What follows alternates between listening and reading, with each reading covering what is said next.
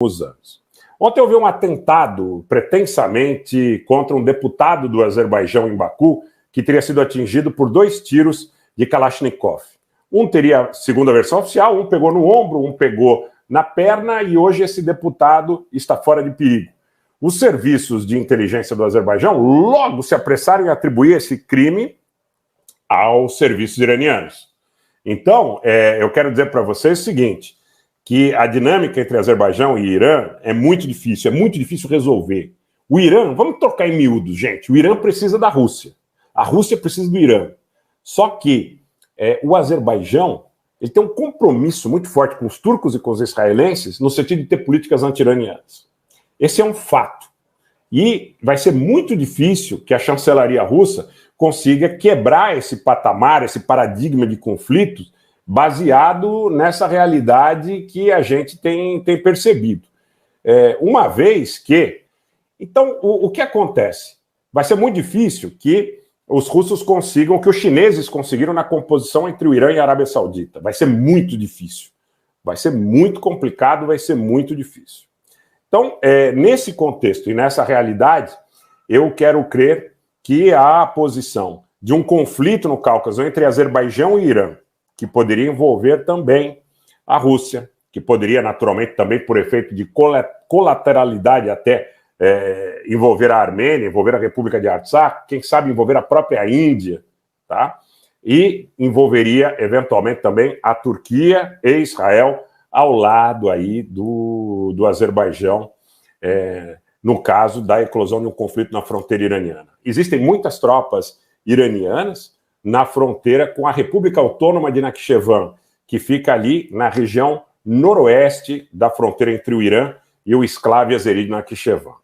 O que está acontecendo nesse momento, gente, me parece que é o prenúncio de um complicadíssimo jogo onde a diplomacia tenta de todas as formas mitigar o risco de uma guerra, mas é muito complicado que eles consigam evitá-la, dados os compromissos que estão assumidos. A tendência de uma Turquia mais inclinada para a OTAN é mais ou menos clara, mas os russos continuam fazendo menções no sentido de tentar aproximar a Turquia. Me parece que o presidente Erdogan pode visitar Moscou aí por volta de meados de abril, mas nós estamos vivendo toda uma dinâmica, toda uma realidade, toda uma conformação que leva provavelmente para o eclodir de um grande conflito no Cáucaso, que seria muito mais grave. Silvia Suertson, um abraço.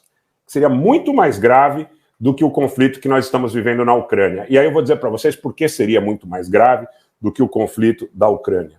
Porque tanto para a China, como para a Índia, como para a Rússia, essa região é fundamental. É fundamental sob o aspecto dos cinturões, das rotas da seda, do Belt and Road, mas também é fundamental estrategicamente, não só em relação à ligação entre a Europa e a Ásia, mas também em relação, se nós olharmos um pouco para a Geórgia, o controle de um acesso do Mar Negro para a Europa, de uma via que interessa para a Índia. Não por acaso, hoje, mais uma vez, nós colocamos, e eu coloco para vocês a necessidade de você que quer acompanhar a coisa para e passo, esteja no nosso Twitter. Sem estar no nosso Twitter, muitas vezes você acaba perdendo detalhes fundamentais que dificultam a interpretação do todo. Então, eu quero dizer para vocês que é importante também que vocês analisem e estudem a questão dos corredores sul-norte, norte e sul, que ligariam a Índia e que ligariam, por vezes, a própria China, a Rússia e a Europa através de rotas rodoviárias ou ferroviárias que passariam pela Armênia, pela Geórgia, pelo Mar Negro, ou eventualmente até pelo próprio Azerbaijão, quem sabe, em alguns casos, quando for por via marítima, a questão do Mar Cáspio, que é muito importante, que facilitaria a interpretação de tudo isso que eu estou trazendo aqui para vocês. Eu quero colocar como um pequeno adendo, para que vocês percebam as implicações, como elas não são fáceis de serem compreendidas. Eu vejo muita gente dizendo, mas a Armênia vai assinar o Estatuto de Roma, o TPI, se o Putin for Armênia, ele vai ser preso. A coisa é muito mais complexa, gente.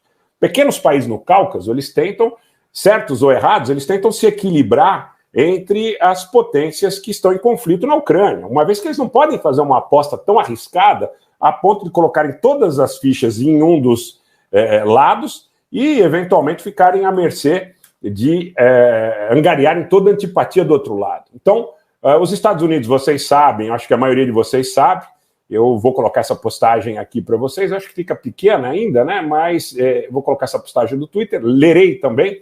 Armênia, Índia e México se recusaram hoje, 29 de março, a apoiar o ponto referente à operação russa na Ucrânia, na declaração final da chamada Cúpula pela Democracia, que condenava as consequências humanitárias da ação russa e exigia que a Federação Russa retirasse suas forças do território da Ucrânia.